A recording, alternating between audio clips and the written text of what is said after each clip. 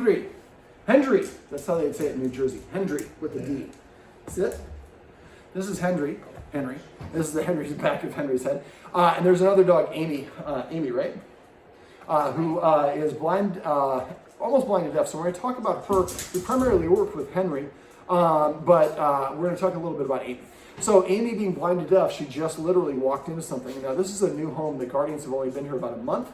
And so everything is new. When you have an older dog, moving things around can be stressful for them. When you have a blind and deaf dog, it's hard because they remember where things are. So when we move things, that causes them stress and anxiety. So they make something called a halo. A halo is basically, it looks like a hula hoop. So I'm a dog, I'm facing like this. The hula hoop comes around my head and then goes back, and there's two little, kind of looks almost like this shape. At the end, they go, so those bars are here, and they kind of put a harness on the dog. So it's got a buffer. So if I walk into something, it gives me feedback. It hits the buffer, the halo first, that impacts my shoulders, and I know that I'm about to run into something. So when you have a blind dog, it's really helpful for them to have that. I would recommend getting that and put it on her for maybe about 2 to 4 weeks to help her kind of reassess the layout of the house. She already knows where a lot of it is. You want to also try to avoid, she just almost walked into the, I think she has a little bit of sight, but she almost walked in the chair that's here.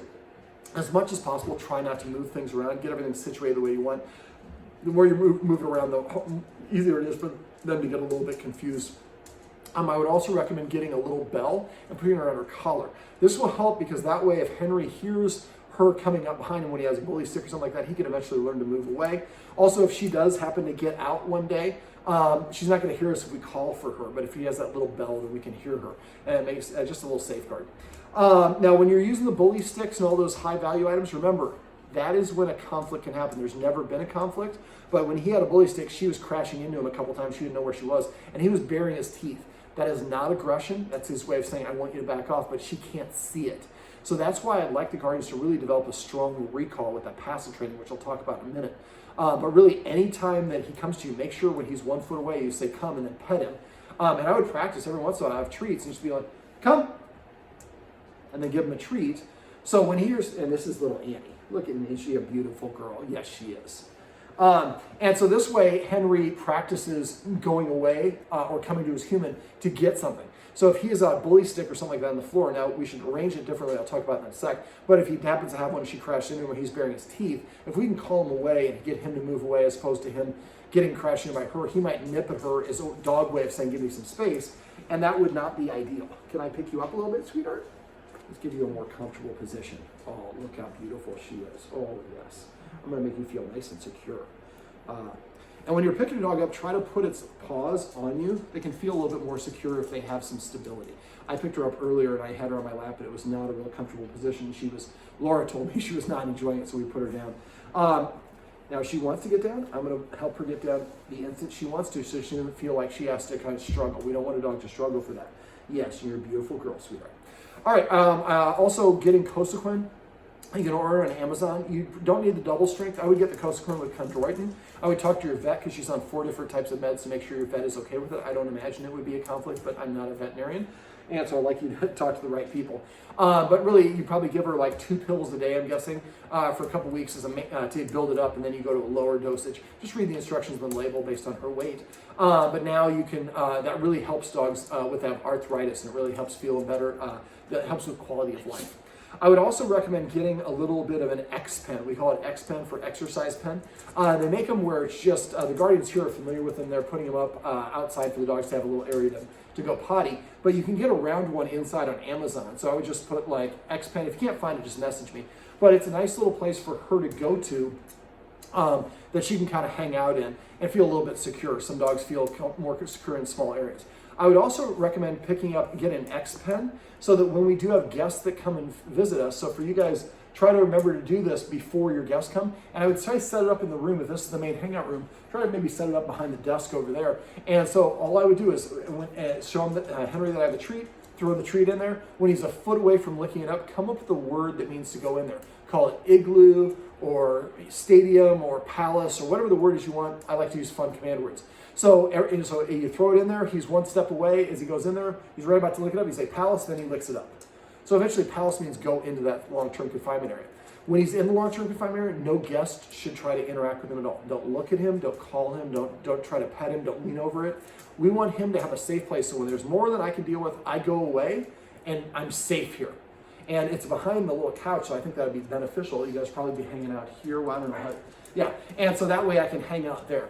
Now remember, kids are very stressful for dogs to begin with. So I would like, and I'd probably recommend both of them doing it, putting them away maybe once or twice a day, maybe even 3 times a day for a good 20 or 30 minutes. Now I talked to the guardian about helping Henry practice this ahead of time.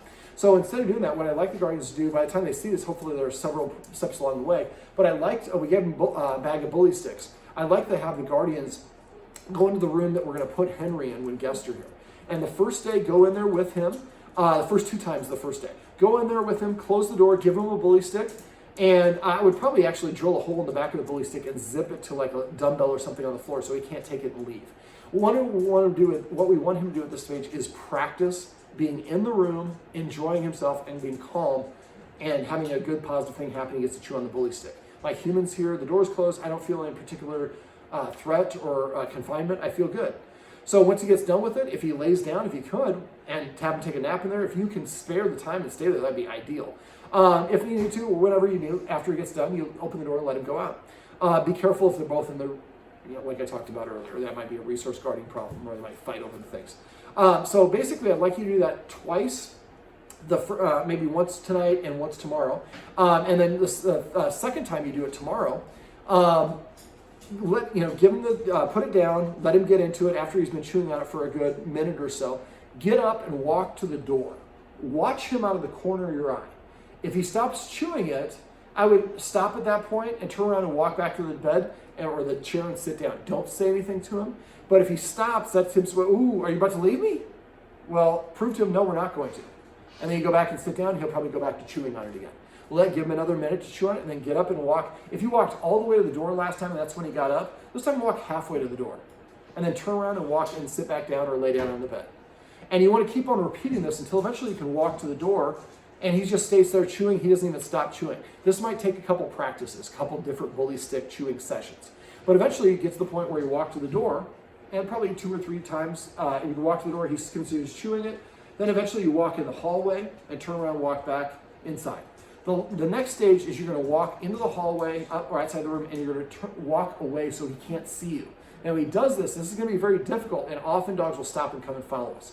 So the instant you walk out of his line of sight, turn around and walk right back in and go sit back down on the couch or the chair or the bed or whatever it is and watch TV. Don't tell him anything for these things. Don't say it's okay, I'm back, or any of that. Just make it very nonchalant. So what we're doing is help him practice being in the room when we leave. And at first we only leave 1 step, then 2 steps, and we get to the door, and eventually we're outside the door, and eventually outside the line of sight, but she always comes back, or he always comes back.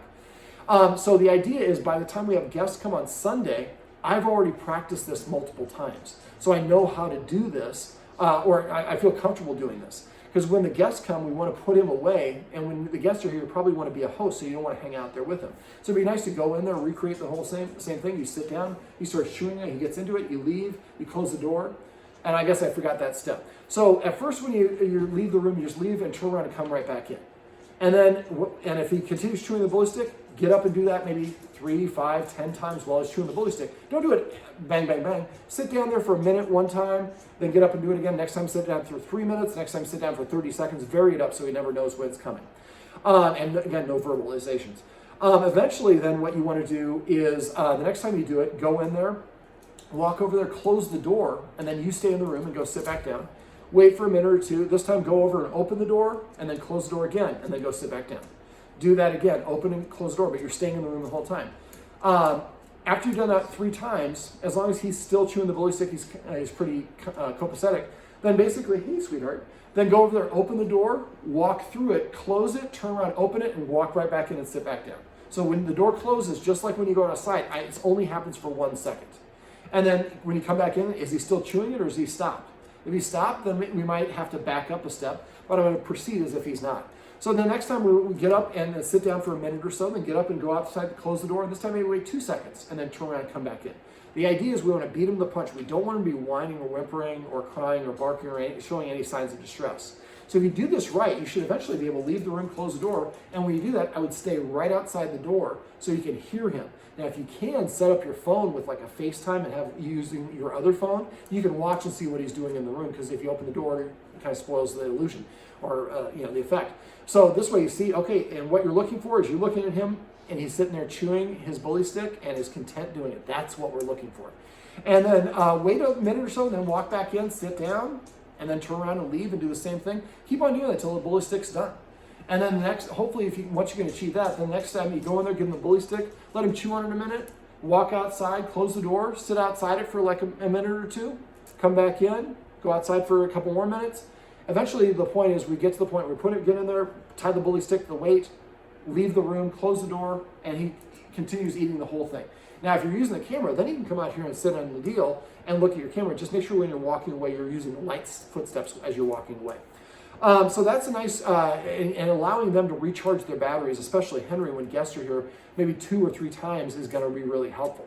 Now remember, if there is a dust up or a fight, what we want to do is we want to make sure that we separate Henry so he feels good and comfortable. Then what we're going to do is we're going to have the guests put on their jacket and go outside first. Henry's going to be somewhere else probably. And then we're going to go out, grab the clicker, grab your leash, put Henry on his harness, take him outside. The guest is already waiting outside. As soon as he walks outside, I would have the guest have all the treats and have the guest, and you might want to, well, do you guys have treats here? Yes. So the treats that I gave you, you can get those at Petco or PetSmart. So if there's one nearby, I would get a couple bags of those so you have some here for your guests. And so when you go outside with the guest, then the guest would maybe just drop a couple treats down on the ground. And he comes up and licks them up, and then you start walking. Just go for a walk. It doesn't have to be a long walk, maybe a 5-minute walk. And in between each driveway, stop, just kind of like in the video above I talked about, stop, tell him to sit, give him a treat, and then walk a couple more steps, stop, sit, give him a treat. And if you won't sit or won't take the treat, just have the person drop the treats. But it'd be better if they could say sit and then they give him the treat. So now Henry is practicing listening to them and good things happening when he does. And so we want to, anytime a dog has a negative experience, if the last thing they do with that person or dog is that experience, that's the freshest memory engram, and that's where they'll remember the most prominently. So as soon as we can, we want to build them back together in a positive experience. Going for a walk is a nice distraction. The dog enjoys doing it. Now the freshest memory I have is the guy stopped every once in a while, gave me treats, we were on a walk, I felt good and comfortable and relaxed, so we come back inside. It's a nice way to get over those things.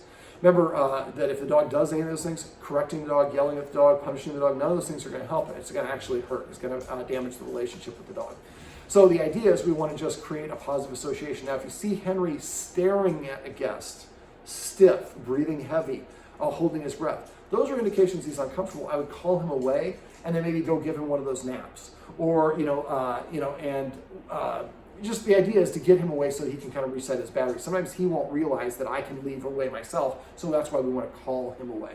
Let me see, what else? The clicker training, remember the click is to indicate when the dog did what you wanted. So you should prime the clicker, again, one more, like about 10 treats. And you can tear those treats in half that I gave you, and they'll last a little bit longer. So you click, give them a treat. And again, follow the instructions in the video above. You only have to do about 4 different times, so about 40, 50 treats, and then you're done priming the clicker. Then what you could do is when you're sitting inside, and let's say that the guest is right over, let's say the guest is where this water bottle is. So I'm Henry, I'm just kind of hanging out, and you're sitting on their couch, you got your finger on the clicker, and you got a treat in your pocket, but he doesn't know that you're doing it. And as soon as it, click, who's giving me a treat? And then I get a treat. And eventually I'm gonna look again, click. Now what you can do this, let's say your guest name is Chris. So let's say Chris is right over here. So I'm kind of hanging out, and you're watching. As soon as I look, I would say, Chris, click, then I would give the dog the treat. So now we're pairing the person's name with, I guess Chris could be a girl too, with getting the reward. All I have to do is look at them. It's kind of like what I talked about in the video above. You can do it inside too. That's a nice way to build up some more positive associations. The last little trick that you can do is if he's having difficulty with people inside is give them a treat pouch or a bunch of treats. And what we want to do is just throw a treat at the dog. Now, not to hit the dog, but near the dog. Now, sometimes you want the dog to walk towards you. Sometimes you can throw the treat behind the dog and get the dog to walk away. A lot of times the dog's stationary just staring at someone. That's not a good sign. Now, if he's laying down with his back or his to the person or sitting with his back to the person, that's a good sign that they're comfortable. But the person should try to refrain from going over and petting him naturally, especially if he's not expecting it. We want to make sure if the guest is going to get up, they go, I know we're not supposed to cough for corona. That's a fake cough. So you fake cough, he looks, and then the person could maybe drop a treat on the ground, and then they get up and walk away. So we're preceding their movement. And when the person starts moving away, they should move away as if they're underwater. very fluid movements, kind of a little bit slow motion, so the dog is not caught by surprise.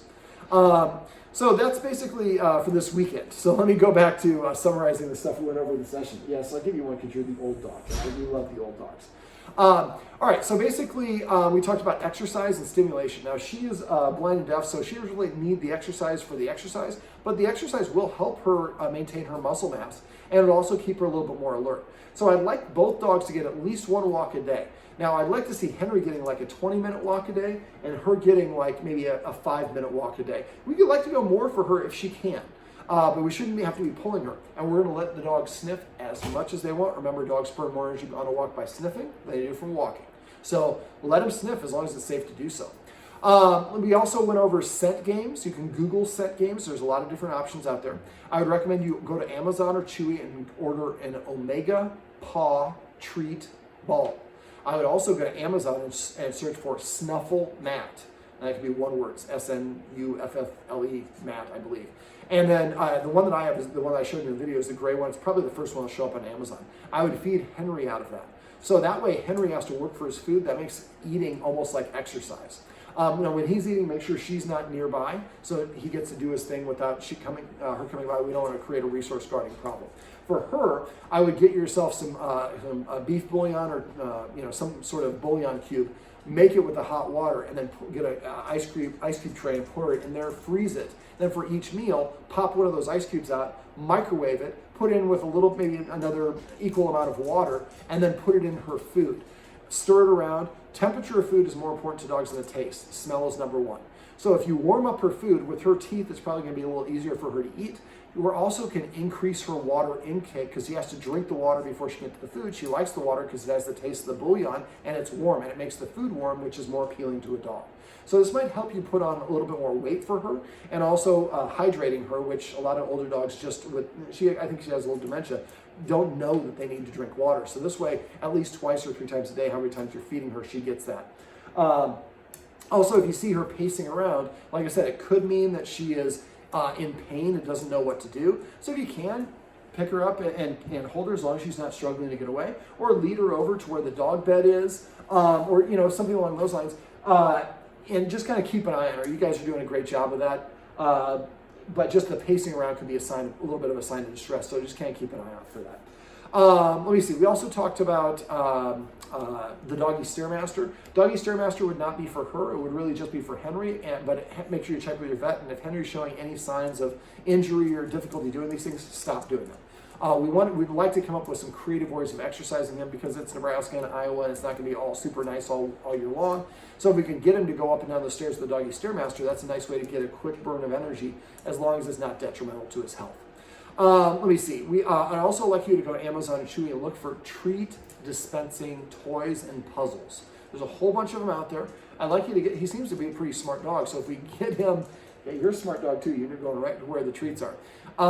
But if you can get him to go to figure out some of these puzzles, and you can feed him his kibble out of it, that's a nice way to boost his self-esteem. Like I talked about off camera, dogs that are insecure are the ones that are more reactive. Dogs that are more confident can kind of brush things off. And so and he seems smart, and it's a nice way to engage with people. Also, the more tricks that he knows, the more ways you can distract him. When you're on those walks and you see another dog coming, you step off to the side like I talked about, tell him to do a circle, and then click at the end of the circle and give him a treat, or whatever the case may be. So he gets to the point where he has a bunch of tricks that he can do. Like I said, it's not distracting, or distraction is more of a redirection, but you're getting him to do something else to get a treat rather than barking at the other dog. Now, the warning signs to look for on a walk is usually the very first one is a stare. Dogs are normally what I call wiggly and jiggly. They kind of have a nice, just relax. All of a sudden, if I see something, I go like, so I get still and I stare. That's when you want to, if you have to literally touch his nose with a treat, and you want to call him off to the side. Remember, front facing is confrontational for dogs, sideways is approachable. So if you see a dog walking down towards the street at you, when he gets close enough, he will react. So what you want to do is maybe the first time or two, and it depends on the energy of the dog. If the dog's really blustery, you're probably going to react at a greater distance. Where the dog's walking very calmly, you probably get closer. But the idea is you want to, the first couple of times, I might just kind of judge how close can I get before he gets reactive. Let's say it's 2 houses. So at that point, I'm going to make sure that whenever we see another dog, I don't let it get within 2 houses before I move off to the side. Front-facing confrontational sideway approach is more agreeable to dogs. So if I see another dog, it's walking towards us, we get to 3 houses away, I turn, we walk down somebody's driveway, I ask for a sit, click when he's invited Instagram, give him a treat, take a step away, ask him for a down, click when his, do 5 or 6 exercises. That gives the other people to pass you on the path. When they get done, he looks up and they're gone. And then you manage the situation. He didn't have to bark. It's really important he doesn't bark at lunge because dogs, remember, through repetition, consistency, and good timing, you have 2 seconds.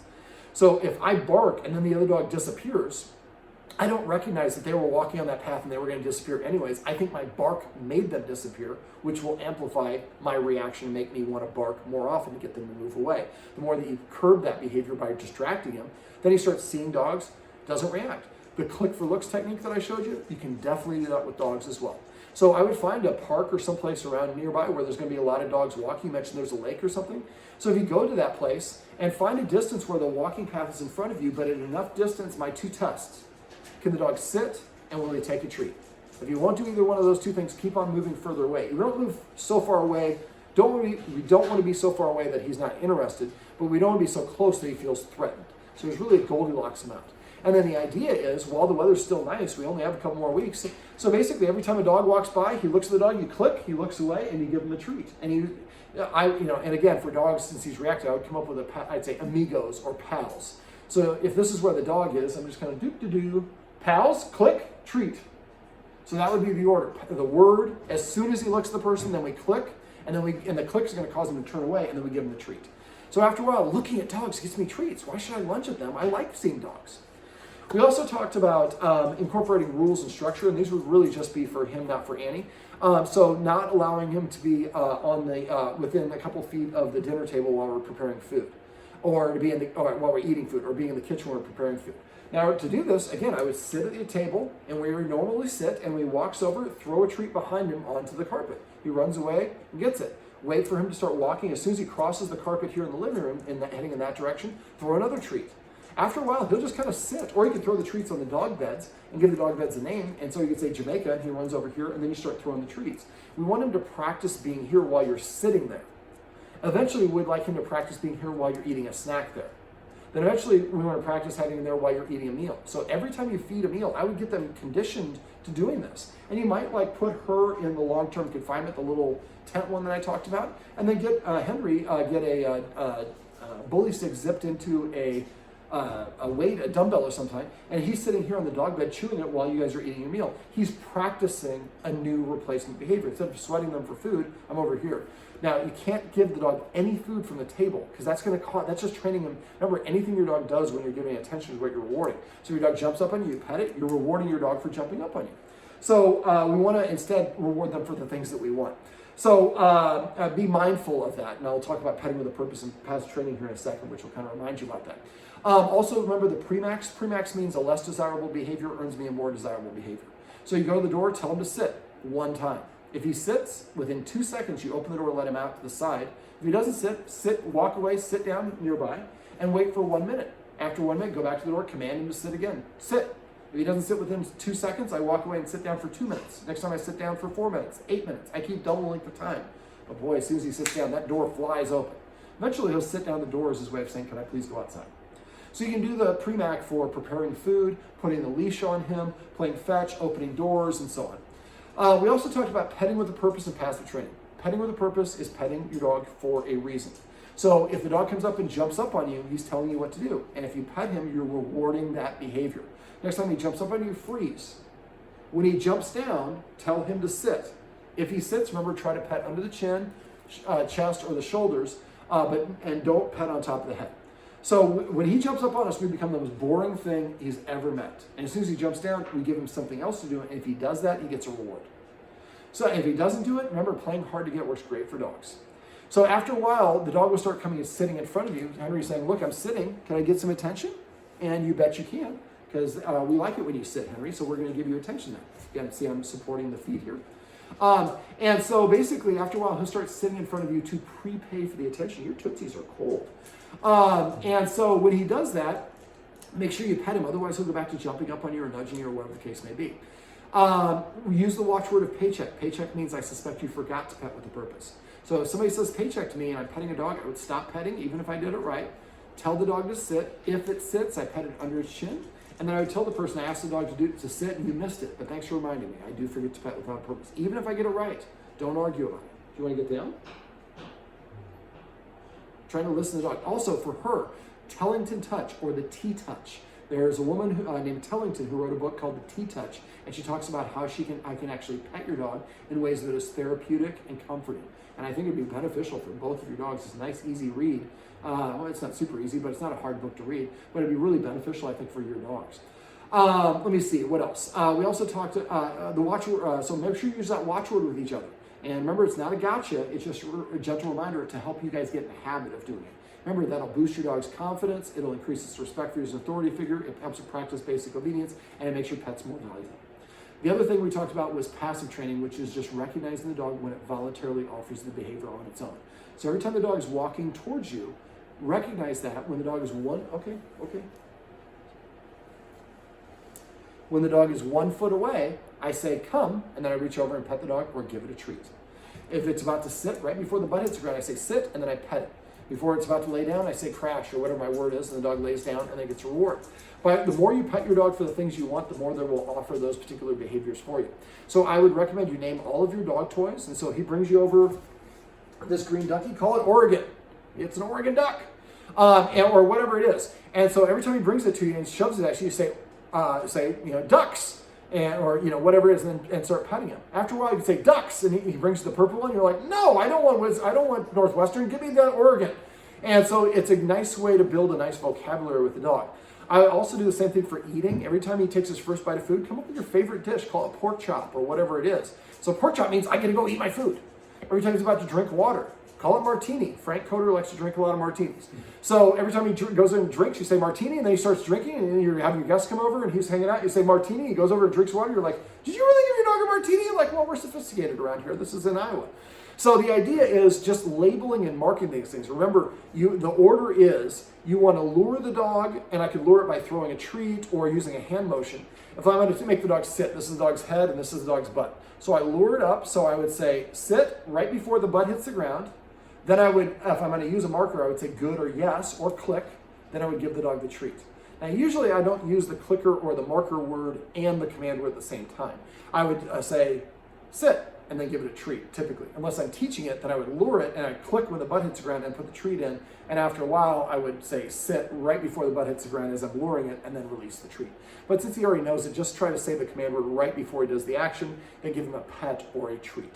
But the more you teach him or reward him for the things you want, the more he's going to be likely to do it. Call this the throne, the chair. Call his dog beds, Jamaica and Barbados or whatever it is. The safe area, call it sanctuary or Switzerland or whatever it is. So the idea is come up with these funny command words. If you're laughing at your dog's command words, that breaks the tension. And that can help everybody feel at ease. And dogs are very perceptive on how we feel. Dog feels relaxed. That's going to make you less likely to have a reaction or an issue. Anything else you want me to cover? I think that's about it. Now, you have my cell phone number. Please call and text me if you have any problems. Texting is the best way to reach me. About every 3 years, I have one person that ignores this and then waits a year and a half and things don't get better and they call and they complain at me. I'm here for you, but I can't follow up with you unless you know you need your help. I don't charge for that. I have phone calls, texts. I don't charge for that. I got plenty of videos I'm happy to share with you. Now, if we need to send Laura or myself out, we would charge for our time. But other than that, I want you to give me a call. So if you have any questions, make sure you let me know. I'll be mad at you if you have problems you don't let me know. All right, Henry, come here, buddy.